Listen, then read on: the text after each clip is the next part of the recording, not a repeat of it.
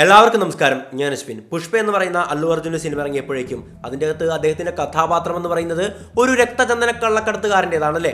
എന്തായാലും ആ സിനിമ ഇറങ്ങിയപ്പോഴേക്കും പലരും ഓർത്ത അല്ലെങ്കിൽ പലരും ഇൻ്റർനെറ്റിലും മറ്റിടങ്ങളിലൊക്കെ തിരഞ്ഞ ഒരു കുപ്രസിദ്ധ ചന്ദന കൊള്ളക്കാരൻ്റെ പേരുണ്ടായിരുന്നു. മറ്റാരുമല്ല, വീരപ്പൻ. വീരപ്പന് ഒരു മുഖവരെ ആവശ്യമില്ലല്ലേ.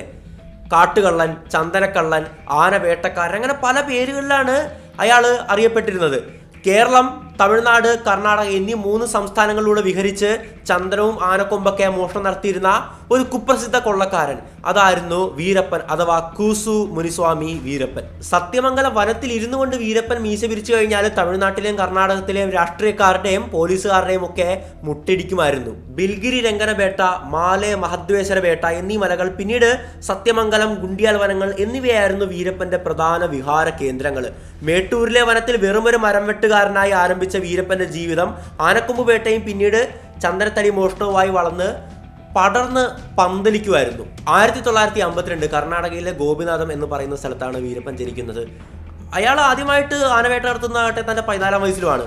പക്ഷേ അയാളുടെ ഒരു ജീവിതം നോക്കുകയാണെങ്കിൽ വളരെ ദാരിദ്ര്യത്തിലൂടെ കടന്നുപോയിക്കൊണ്ടിരുന്ന ഒരു ജീവിതമായിരുന്നു കുട്ടിക്കാലത്തുണ്ടായിരുന്നത്. 12-13 വയസ്സിലൊക്കെ കടുത്ത ദാരിദ്ര്യം അനുഭവിച്ച് ഒരു ചെറിയ മോഷണ കേസുകളും പിടിച്ചുപറികളൊക്കെ ആയിട്ട് ഇങ്ങനെ നടക്കുകയായിരുന്നു. അതുകൊണ്ട് തന്നെ പലതവണ പോലീസിന്റെ വലയിലുമായിട്ടുണ്ടായിരുന്നു ചെറുപ്പകാലത്ത് തന്നെ.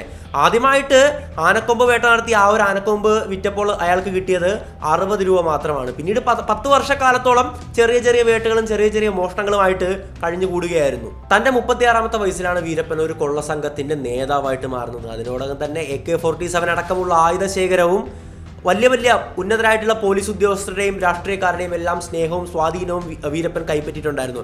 അവരുടെ എല്ലാം സപ്പോർട്ടോടു കൂടിയാണ് വീരപ്പൻ പ്രവർത്തിച്ചിരുന്നത് എന്ന് നമുക്ക് പറയേണ്ടി വരും. പക്ഷേ 40 വയസ്സായപ്പോഴേക്കും വീരപ്പൻ കളമൊന്ന് മാറ്റി ചവിട്ടുകയായിരുന്നു. ആനവേട്ടയ്ക്ക് പകരം മനുഷ്യവേട്ടയിലേക്ക് വീരപ്പൻ കടക്കുകയായിരുന്നു. അതും ക്രൂരമായിട്ടുള്ള മനുഷ്യവേട്ട. പ്രധാന ഇരകളെന്ന് പറയുന്നത് തന്നെ പിടികൂടാൻ വരുന്ന പോലീസ് ഉദ്യോഗസ്ഥരും വനംവകുപ്പ് ഉദ്യോഗസ്ഥരും തന്നെയായിരുന്നു.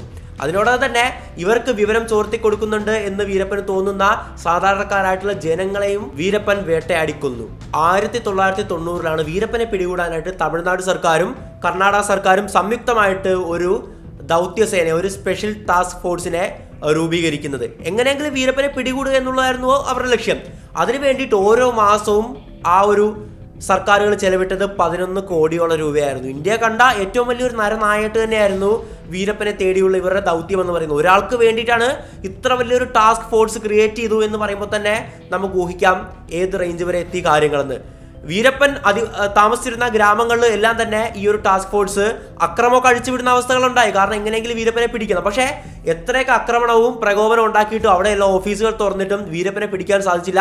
മാത്രമല്ല ഇത്രയൊക്കെ പ്രകോപനങ്ങൾ ആ ഗ്രാമത്തിൽ സൃഷ്ടിച്ചിട്ടും ഗ്രാമീണരെ ചോദ്യം ചെയ്തിട്ടും അവരാരും തന്നെ വീരപ്പനെ ചൂണ്ടിക്കൊടുക്കാൻ തയ്യാറായില്ല. അവർക്ക് വീരപ്പൻ കൺകണ്ട ദൈവമായിരുന്നു. അവരുടെ നേതാവായിരുന്നു വീരപ്പൻ. അവിടുത്തെ ഗ്രാമങ്ങളിൽ ജീവിക്കുന്ന പാവപ്പെട്ടവർ തന്നെയായിരുന്നു വീരപ്പന്റെ യഥാർത്ഥ ശക്തി. വീരപ്പൻ ഒരു നിത്യ ആസ്മാരോഗിയായിരുന്നു. ആസ്മാരോഗിയാണെങ്കിൽ കൂടിയിട്ട് ദിവസവും 25 കിലോമീറ്റർ കാൽനടയായിട്ട് അയാൾ സഞ്ചരിക്കുമായിരുന്നു തൻ്റെ സംഘാംഗങ്ങളോടൊപ്പം.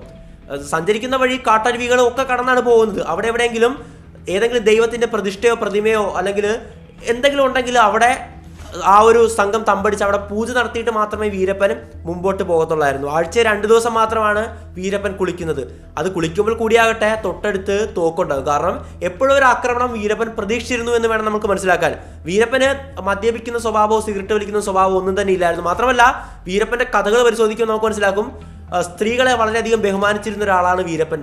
അതുപോലെ തന്നെ സ്ത്രീകൾക്കെതിരെയുള്ള അക്രമങ്ങളൊന്നും തന്നെ വീരപ്പൻ പുറത്തിരുന്നില്ല എന്നുള്ള കഥകൾ കൂടിയിട്ട് നമുക്ക് കേൾക്കാൻ സാധിക്കും. 1992 ഈ ഒരു ടാസ്ക് ഫോഴ്സ് വീരപ്പന്റെ വലം കൈയായിട്ടുള്ള ലഫ്റ്റനന്റ് ഗുരുനാഥനെ കൊല്ലുകയാണ്. ആ ഒരു ടാസ്ക് ഫോഴ്സിന്റെ ഹെഡായിട്ടുണ്ടായിരുന്നത് SI ഷക്കീൽ അഹമ്മദ് ആയിരുന്നു. കുറച്ച് മാസങ്ങൾക്കുള്ളിൽ തന്നെ വീരപ്പൻ രാമപുരം പോലീസ് സ്റ്റേഷൻ ആക്രമിച്ച് അവിടെയുള്ള പോലീസുകാരെ കൊന്ന് അവിടെ ഉണ്ടായിരുന്ന ആയുധ ശേഖരമൊക്കെ കടത്തിക്കൊണ്ടുപോവുകയാണ്. ഓഗസ്റ്റ് 1992 ഈ ഒരു വീരപ്പന്റെ വലം കൈയായിട്ടുള്ള ഗുരുനാഥനെ കൊന്ന SI ഷക്കീൽ അഹമ്മദിന് വേണ്ടി വീരപ്പൻ ഒരു ട്രാപ്പ് ഒരുക്കിയാണ്. ആ ഒരു ട്രാപ്പിൽപ്പെട്ട് SI ഷക്കീൽ അഹമ്മദും കൂടെ 5 പോലീസ് ഉദ്യോഗസ്ഥരുമാണ് വീരപ്പന്റെ ഇരയായി മരണപ്പെട്ടത്.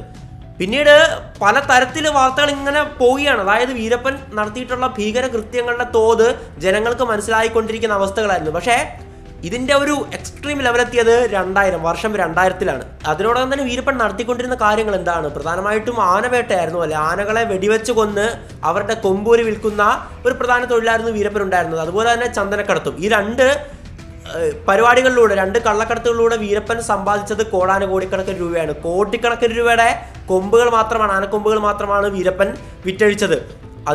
ഒപ്പം തന്നെ തടയാൻ വരുന്ന പോലീസ് ഉദ്യോഗസ്ഥരെയും വനംവകുപ്പ് ഉദ്യോഗസ്ഥരെയും സാധാരണക്കാരായിട്ടുള്ള ജനങ്ങളെയും വീരപ്പൻ കൊന്നു തള്ളുകയായിരുന്നു. ഈ ഒരു ക്രൈംസ് ആണ് വീരപ്പന്റെ മേലിൽ ചാർജ് ചെയ്യപ്പെട്ടിട്ടുണ്ടായിരുന്നത്. വർഷം 2000 ജൂലൈ 30. അന്ന് പത്രമാധ്യമങ്ങളിലെല്ലാം തന്നെ വീരപ്പനെ പറ്റിയിട്ടുള്ള കഥകൾ കൂടുതലായിട്ട് പ്രചരിക്കുകയാണ്. സാധാരണക്കാരായിട്ടുള്ള ആൾക്കാരൊക്കെ ഇയാൾ ഇത്രയും വലിയൊരു കൊള്ളക്കാരനാണ്, ഇത്രയും വലിയൊരു ക്രൂരനാണെന്ന് തിരിച്ചറിഞ്ഞ നിമിഷങ്ങൾ അതായിരുന്നു. അന്ന് സംഭവിച്ച കാര്യം എന്തെന്നാൽ കന്നഡയിലെ പ്രമുഖ സിനിമാ നടനായിട്ടുള്ള രാജ്കുമാറിനെ വീരപ്പൻ തട്ടിക്കൊണ്ടുപോവുകയാണ്. 100ഓളം ദിവസങ്ങൾ കഴിഞ്ഞിട്ട് മാത്രമാണ് രാജ്കുമാറിനെ വീരപ്പൻ വിട്ടയച്ചത്. പക്ഷേ രാജ്കുമാറിനെ വിട്ടയക്കണമെങ്കിൽ വീരപ്പൻ മോചനദ്രവ്യം ഒരുപാട് രൂപ ആവശ്യപ്പെട്ടിട്ടുണ്ടായിരുന്നു. നമുക്ക് അറിയാൻ പറ്റുന്ന കഥകൾ എന്തെന്നാൽ ഒഫീഷ്യലി കൺഫേംഡ് അല്ല എങ്കിലും കേട്ടുകേൾവിയുള്ള കഥകൾ എന്തെന്നാൽ 100 കോടി രൂപയോളമാണ് ഏതോ സ്വകാര്യ വ്യക്തികൾ അല്ലെങ്കിൽ സർക്കാരാകട്ടെ ആരാകട്ടെ വീരപ്പന് കൊടുത്തത്. എന്നിട്ട് മാത്രമാണ് വീരപ്പൻ രാജ്കുമാറിനെ വെറുതെ വിട്ടത് എന്നുള്ള കാര്യമാണ്. പക്ഷേ പിന്നീട് അങ്ങോട്ട് സംഭവിച്ചത് സർക്കാർ ഒട്ടും പ്രതീക്ഷിക്കാത്ത കാര്യമായിരുന്നു. കർണാടകയിലെ തട്ടിക്കൊണ്ടുപോയി വീരപ്പൻ നാഗപ്പ അദ്ദേഹത്തെ തട്ടിക്കൊണ്ടുപോയി. പക്ഷെ പലരും വിചാരിച്ചു രാജ്കുമാറിനെ തിരികെ വിട്ട പോലെ വീരപ്പൻ തീർച്ചയായിട്ടും തിരികെ വിടുവന്ന്, ചോദിക്കുന്ന മോചനദ്രവ്യം കൊടുത്താൽ മതി വീരപ്പൻ വിടുവന്ന്. പക്ഷെ തിരികെ വന്നത് നാഗപ്പയുടെ ജഡമായിരുന്നു. പിന്നീട് സർക്കാരുകൾ വെറുതെ ഇരിക്കുമെന്ന് നമുക്ക് തോന്നുന്നുണ്ട്. എങ്ങനെയെങ്കിലും വീരപ്പനെ കുടുക്കണം, എന്ത് വില കൊടുത്തും ഇവനെ ഇല്ലായ്മ ചെയ്യണം എന്നുള്ള തീരുമാനത്തിലേക്ക് 2 സർക്കാരുകളും സംയുക്തമായിട്ട് ആലോചിച്ചൊരു തീരുമാനമെടുക്കുകയായിരുന്നു. അതിപ്പോൾ ടാസ്ക് ഫോഴ്സ് നിലവിലുണ്ട്. ടാസ്ക് ഫോഴ്സ് കൃത്യമായിട്ട് ശ്രമിച്ചുകൊണ്ടിരിക്കുകയാണ്. എങ്ങനെയെങ്കിലും വെടിവെച്ച് കൊല്ലുക, അല്ല ജീവനോടെ പിടിക്കുക എന്നൊന്നും അല്ലായിരുന്നു അവരുടെ ലക്ഷ്യം. കിട്ടിക്കഴിഞ്ഞാൽ ഓൺ ദി സ്പോട്ട് വെടിവെച്ചോ തല്ലിയോ എങ്ങനെയെങ്കിലും കൊല്ലുക, ഇല്ലായ്മ ചെയ്യുക എന്നുള്ളത് തന്നെയായിരുന്നു ഈ ഒരു സ്പെഷ്യൽ ടാസ്ക് ഫോഴ്സിന്റെ ലക്ഷ്യം. 2004 ഒക്ടോബർ 18 കർണാടകയിലെ ധർമ്മപുരിയിലുള്ള പപ്പരപ്പെട്ടി ഗ്രാമമാണ്. അവിടെ വെച്ച് അന്ന് വീരപ്പൻ കൊല്ലപ്പെടുകയാണ്. എങ്ങനെ കൊല്ലപ്പെട്ടെന്ന് നോക്കിക്കഴിഞ്ഞാൽ പല അസുഖങ്ങളിലൂടെയാണ് വീരപ്പൻ കടന്നുപോയിക്കൊണ്ടിരുന്നത്. കാട്ടിൽ തന്നെയാണ് ജീവിക്കുന്നതുകൊണ്ട് നാട്ടിലുള്ള ആശുപത്രികളിൽ വീരപ്പന് ചികിത്സ നേടാൻ പറ്റാത്തൊരു അവസ്ഥയായിരുന്നു ഉണ്ടായിരുന്നത്. കാരണം അങ്ങോട്ട് പോയി കഴിഞ്ഞാൽ പോലീസുകാർ എൻകൗണ്ടർ ചെയ്യുന്ന വീരപ്പൻ അറിയാം. പക്ഷേ വേഷം മാറിയെത്തിയ പോലീസുകാരൻ വീരപ്പനെ കൺവിൻസ് ചെയ്ത് വീരപ്പനെ തെറ്റിദ്ധരിപ്പിച്ച് താൻ ആംബുലൻസിൽ രഹസ്യമായിട്ട് കൊണ്ടാക്കിയിട്ട് രഹസ്യമായിട്ട് ചികിത്സ തേടിയിട്ട് ഇങ്ങോട്ട് കൊണ്ടാക്കാം എന്നും പറഞ്ഞുകൊണ്ട് തന്ത്രപരമായിട്ട് ആ പോലീസുകാരൻ ആംബുലൻസിൽ കയറ്റുകയും പോകുന്ന വഴിക്ക് അവിടെ ചുറ്റും പോലീസുകാരും ബാക്കി ഉദ്യോഗസ്ഥരും എല്ലാം വളഞ്ഞിരിക്കുകയായിരുന്നു തോക്കും കൊണ്ട്. അങ്ങനെ ആ ഒരു ഇടയ്ക്ക് വെച്ച് ആ ഒരു ഡ്രൈവർ ഇറങ്ങി മാറുകയും ആ ഒരു ആംബുലൻസിലേക്ക് ചുറ്റും കൂടിയിരുന്ന പോലീസുകാർ നിർത്താതെ നിറയായിരുന്നു ഒഴിച്ചുകൊണ്ടിരുന്നത്. അങ്ങനെ ആ ഒരു പോലീസുകാരുടെ ആക്രമണത്തിൽ ലോകം തന്നെ വിറപ്പിച്ച ലോകത്തെ ഏറ്റവും വലിയൊരു കള്ളൻ എന്ന് പറയാൻ പറ്റുന്ന ചന്ദനക്കൊള്ളക്കാരൻ അല്ലെങ്കിൽ ആനവേട്ടക്കാരൻ എന്നൊക്കെ പറയാൻ പറ്റുന്ന വീരപ്പൻ അവിടെ കൊല്ലപ്പെടുകയാണ്. പക്ഷേ പിന്നീട് അങ്ങോട്ട് വന്നത് പലതരത്തിലുള്ള വാർത്തകളായിരുന്നു. ഹ്യൂമൻ റൈറ്റ് ആക്ടിവിസ്റ്റുകളൊക്കെ രംഗത്ത് വരാൻ തുടങ്ങി. കൃത്യമായിട്ടുള്ള സാഹചര്യ തെളിവുകളുണ്ട്. വീരപ്പനെ ജീവനോടെ പിടിച്ച ശേഷം വളരെ ക്രൂരമായിട്ട് ടോർച്ചർ ചെയ്ത ശേഷമാണ്, അതായത് വളരെ മൃഗീയമായിട്ട് ഉപദ്രവിച്ച ശേഷമാണ് ആ ഒരു ആംബുലൻസിലേക്ക് വീണ്ടും കൊണ്ടുപോയിട്ടതും പുറത്തു നിന്ന് വെടിവെച്ച് കൊന്നതും ഒക്കെയുള്ള വാദങ്ങൾ പുറത്തു വന്നെങ്കിലും അതിനെല്ലാം തന്നെ ഈ ടാസ്ക് ഫോഴ്സ് തള്ളിക്കളയുകയായിരുന്നു. ഈ ഒരു ഓപ്പറേഷന് പേരിട്ടിരുന്നത് ഓപ്പറേഷൻ കൊക്കൂൺ എന്നായിരുന്നു. തമിഴ്നാട്ടിലെ മെട്ടൂരിനടുത്തുള്ള മൂലക്കാട് എന്ന് പറയുന്ന സ്ഥലത്താണ് വീരപ്പനെ അടക്കം ചെയ്തത്. എന്തായാലും ചിലവർ പറയാറുണ്ട് ഇന്നത്തെ രാഷ്ട്രീയക്കാരെക്കാളും നല്ല കാര്യം ചെയ്താണ് വീരപ്പൻ, അങ്ങനെ ഇങ്ങനെ വീരപ്പനെ വാഴ്ത്തേണ്ട സംഭവങ്ങളൊക്കെയാണുള്ളത്. പക്ഷേ ശരിക്കും വീരപ്പൻ വാഴ്ത്തപ്പെടേണ്ട ഒരാളാണ്. ഒന്നില്ലെങ്കിൽ തന്നെ ഇത്രയധികം മനുഷ്യരെ കൊന്ന്, ഇത്രയധികം ആനകളെ കൊന്നൊടുക്കി, ഇത്രയധികം ചന്ദന മരത്തിന്റെ കാര്യം പോട്ടെ, മനുഷ്യനെയും മൃഗങ്ങളെയും ക്രൂരമായിട്ട് കൊന്ന പോലീസ് ഉദ്യോഗസ്ഥരെ മാത്രമല്ല, വനംവകുപ്പ് ഉദ്യോഗസ്ഥരെ മാത്രമല്ല, ചാരനാണെന്ന് സംശയിക്കുന്ന സാധാരണപ്പെട്ട നാട്ടുകാരെ പോലും വെടിവെച്ച് കൊല്ലുന്ന വീരപ്പനെ വാഴ്ത്തപ്പെടേണ്ട ഒരാളാണ്. ഏത് സാഹചര്യത്തിലാണ്, ഏത് കണ്ണിലൂടെ നോക്കിയാലാണ് വീരപ്പൻ വാഴ്ത്തപ്പെടേണ്ട ഒരാളെന്ന് പറയുന്നത്. മറ്റുള്ളവർ നമ്മുടെ നാട്ടിൽ കുറ്റം ചെയ്യുന്നുണ്ടാകാം എന്നും പറഞ്ഞ് വീരപ്പൻ ചെയ്ത കുറ്റങ്ങളൊന്നും മാഞ്ഞു പോകുന്നില്ല. വീരപ്പൻ വളരെ ക്രൂരനായിട്ടുള്ള കൊല്ലപ്പെടേണ്ട ഒരാൾ തന്നെയാണ്, നിസ്സംശയം നമുക്ക് പറയാൻ സാധിക്കുമല്ലേ. അയാൾ ക്രൂരമായിട്ട് കൊല്ലപ്പെട്ടാലും സാധാരണ വെടിയേറ്റാണ് മരിച്ചതെങ്കിലും അത് നമ്മളെ ബാധിക്കുന്ന ഒരു കാര്യമല്ല. അദ്ദേഹം സമൂഹത്തിന് വളരെ ദോഷം ചെയ്ത, സമൂഹത്തിന് നമ്മുടെ എല്ലാം ജീവന് ഭീഷണിയായി മാറിയ, സാധാരണപ്പെട്ട ആനകളുടെയും മൃഗങ്ങളുടെയും ജീവന് ഭീഷണിയായി മാറിയ ഒരു ക്രൂരനായിട്ടുള്ള കാട്ടുകള്ളനായിരുന്നു വീരപ്പൻ. അയാൾ കൊല്ലപ്പെടേണ്ട ആൾ തന്നെയായിരുന്നു, നമുക്ക് നിസ്സംശയം പറയാൻ പറ്റും.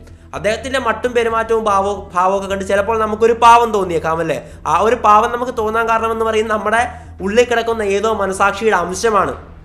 അപ്പോൾ ചിന്തിക്കുക, നമ്മൾ ഒരാളെ കൊന്നൊരാളെ തൂക്കിലേറ്റണം എന്ന് പറഞ്ഞ് നമ്മളിവിടെ വാദിക്കാറുണ്ടല്ലോ. അയാൾക്ക് കിട്ടിയ ശിക്ഷ പോരാ, അവർ കോടതി പ്രശ്നമാണ് കാണിച്ചത്, അയാൾക്ക് തൂക്കുകയർ തന്നെയായിരുന്നു കൊടുക്കേണ്ടതെന്നൊക്കെ പറഞ്ഞുകൊണ്ടിരുന്നത്.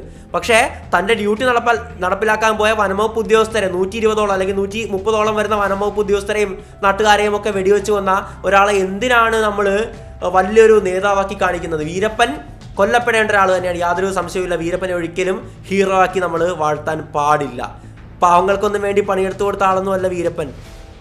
ക്രൂരമായിട്ട് കൊന്നു തള്ളിയ വ്യക്തികളെയും ആനകളെയും മനുഷ്യരെയും കൊന്നുതള്ളിയ ആൾ തന്നെയാണ് വീരപ്പൻ. എന്തായാലും ഇതെനിക്ക് പറയണമെന്ന് തോന്നി, അതുകൊണ്ടാണ് ഞാൻ ഈ വീഡിയോ ചെയ്തത്. മറ്റൊരു വീഡിയോയിൽ മറ്റൊരു വിഷയമായിട്ട് നമുക്ക് വീണ്ടും കാണാം. It's me Ashwin Madappally signing out.